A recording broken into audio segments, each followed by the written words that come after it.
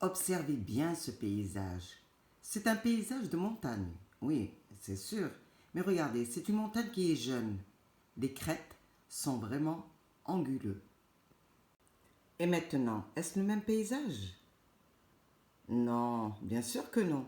Regardez, est-ce qu'il y a les crêtes encore? Est-ce qu'on voit les crêtes? Tout est arrondi, tout.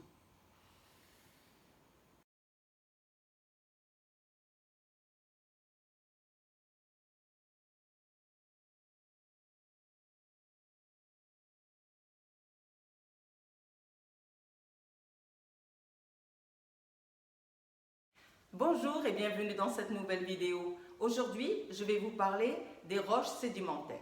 Alors, qu'est-ce que c'est qu'une roche sédimentaire? Une roche sédimentaire est une roche qui s'est formée à la surface de la Terre, comme celle-ci. Alors que les roches endogènes se sont formées à l'intérieur de la Terre, comme les roches volcaniques. Alors, comment se sont-elles formées? Les roches sédimentaires se forment suivant un long processus qui demande du temps. D'abord, il y a l'altération, ensuite on a l'érosion, ensuite le transport, sédimentation, pour terminer par la diagénèse.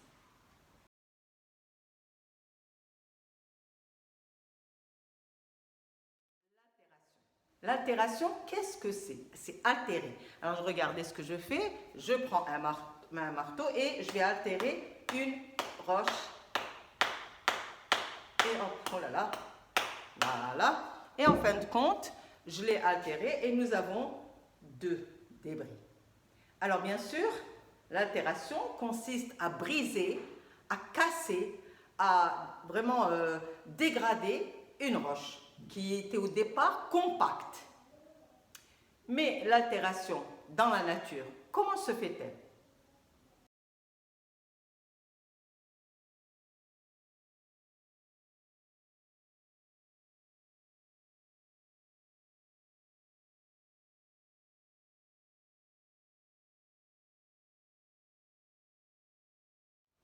Maintenant, on va parler de l'érosion. L'érosion, c'est gérode. Gérode, vous voyez? Gérode. L'érosion, c'est les particules ils se déplacent, mais en fin de compte sur place. Ce n'est pas le transport. Il ne faut pas confondre avec le transport. Dans une montagne, quand une roche, par exemple, se brise, eh bien, il y a érosion et toutes les roches vont tomber, les débris vont tomber au flanc de la montagne, sur place. On ne parle pas de transport dans ce cas-là, on parle d'érosion.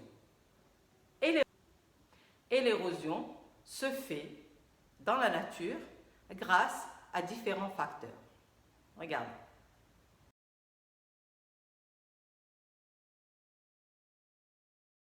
Entre érosion et altération, car il y a toujours une confusion, dans la prochaine vidéo, on parlera de transport, sédimentation et diagénèse. Au revoir, à bientôt.